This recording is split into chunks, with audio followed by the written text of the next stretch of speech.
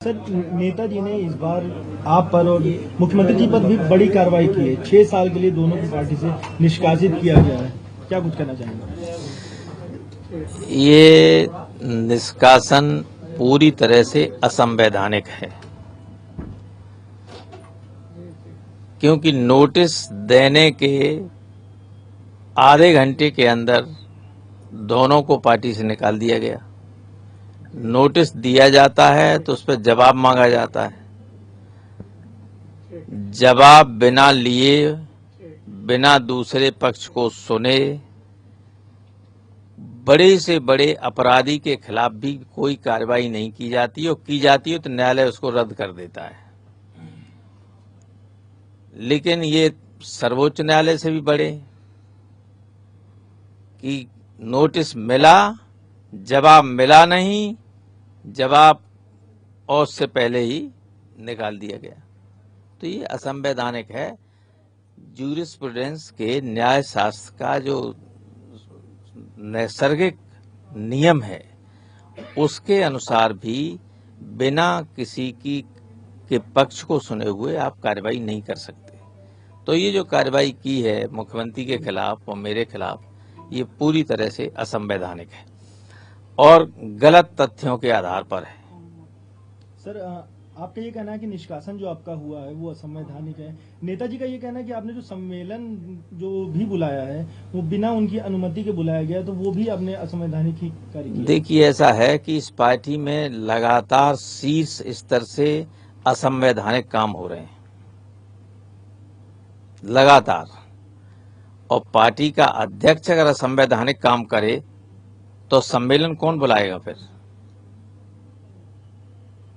तो सम्मेलन तो जनप्रतिनिधियों की मांग पर बुलाया ही जाएगा।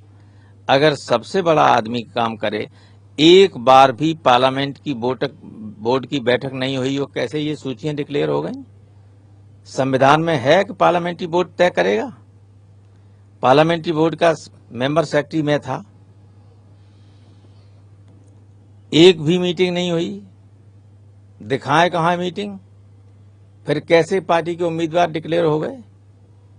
तो सारा काम असंवैधानिक हो रहा है।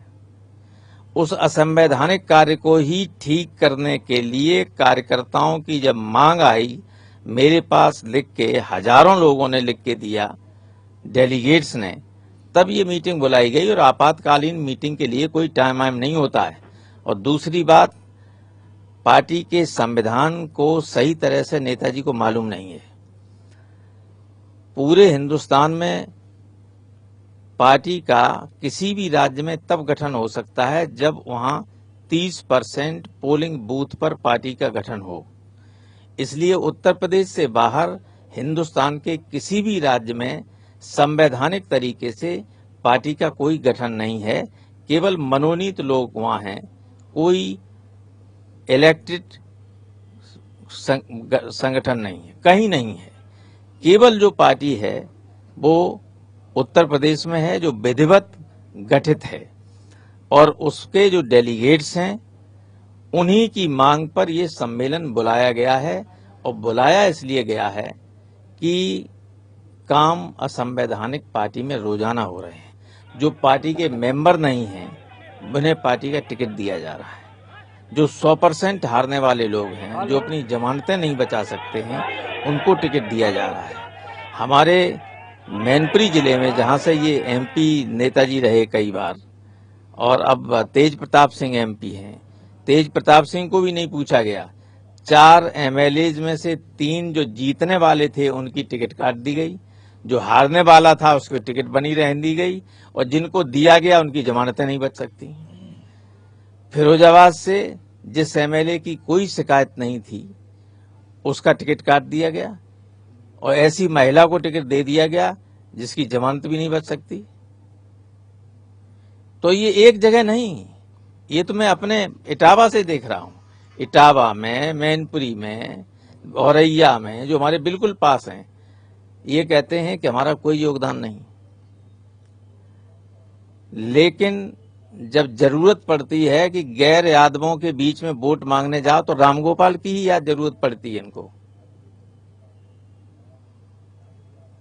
और चुनाव में मालूम पड़ेगा कि कौन कितना जो है दूसरे लोगों में एक्सेप्टेबल है, ये चुनाव में मालूम पड़ जाएगा। तो ये सारी कार्रवाई अवैध है। हमारा सम्मेलन जो बुलाया गया है वो बिल्कुल वैलिड है, वैध है। और मैं आपके माध्यम से अपनी पार्टी के सारे डेलीगेट से अनुरोध करूंगा कि जो सुनेंगे सारे टेलीविजन को, कि वे सब 11 बजे 1 तारीख को राम मनोहर लोहिया विश्वविद्यालय के सभागार में आएं और पार्टी में जो गड़बड़ियां करने वाले लोग हैं उन पर लगाम लगाने के लिए आवश्यक फैसला लें। सर, उन्होंने आप पे ये आरोप लगाया है कि आप मुख्यमंत्री जी का भविष्य बर्बाद कर रहे हैं। ये सारा उत्तर प्रदेश और सारा हिंदुस्तान जानता है कि मुख्यमंत्री को कौन काम नहीं करने दे रहा, मुख्यमंत्री के भविष्य के साथ कौन खिलवाड़ कर रहा है। मैं तो ऐसा व्यक्ति हूं समाजवादी पार्टी में जो लखनऊ में सबसे कम आता हूं। सामान्य कार्यकर्ता भी आता है, ज्यादा आता है, मैं बहुत कम आता हूं, आप सब जानते हैं।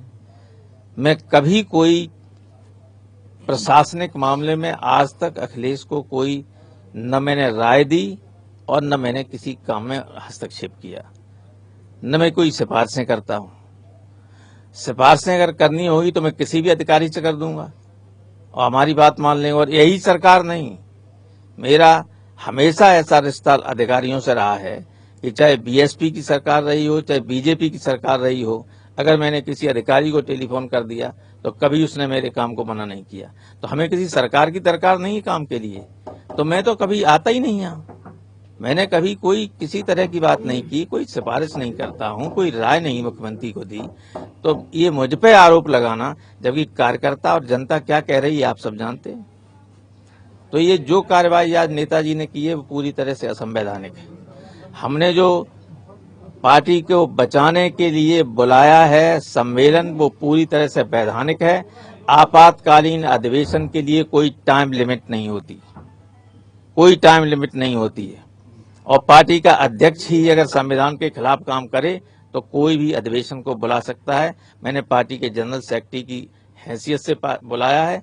मैं अब भी अपने को पार्टी के जनरल सेक्रेटरी मानता हूं, कल भी मानता रहूंगा, परसों भी मानता रहूंगा और आगे भी मानता रहूंगा।